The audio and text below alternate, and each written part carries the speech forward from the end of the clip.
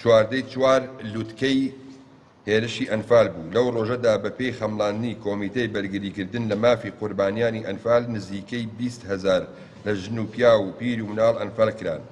بۆیە بە ساڵیادی ئەنفال دیاری کراوە.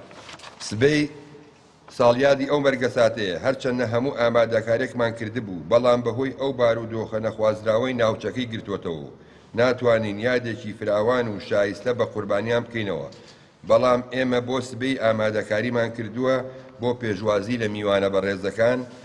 مۆنومنتی ئەنفال لە کاتژمێر 9 بەیانی بۆ 4 ئێوارە بەسەر جەمبەشەکانی مۆزەخانەی ئەنفال و مۆزەخانەی شەهیدان کراوە دەبێت.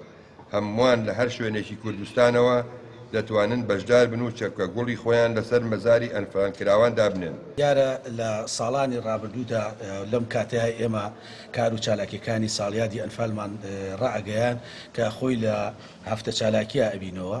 بەداخەوە ئەمساڵ بەهۆی ئەو بارودۆخە نەخوازرا و نالەباری کە ڕووی لە هەرێمی کوردستان و لە جیهان کردووە کە دۆخێکی هەستیار و پڕمەترسیە لەبەر سەلامەتی گیانی کەسوکاری ئەنفال کراوان. بۆیە لیژنەی باڵای مەراسیم بڕیاریدا کە ئەم ساڵ یادی ئەنفال تەنها بەدانانی تاجەبرینە لە بەڕێوەبەراتی مۆنومنتی ئەنفال بێت و دەرگای مۆنومنت کراوەیە ئەو ڕۆژە لەگە بەشەکانی مۆنومنت و مۆزەخانەکان میوانانی خۆشەویست و کەسوکاری ئەنفال کراوان ئەتوانن سەردانی بکەن.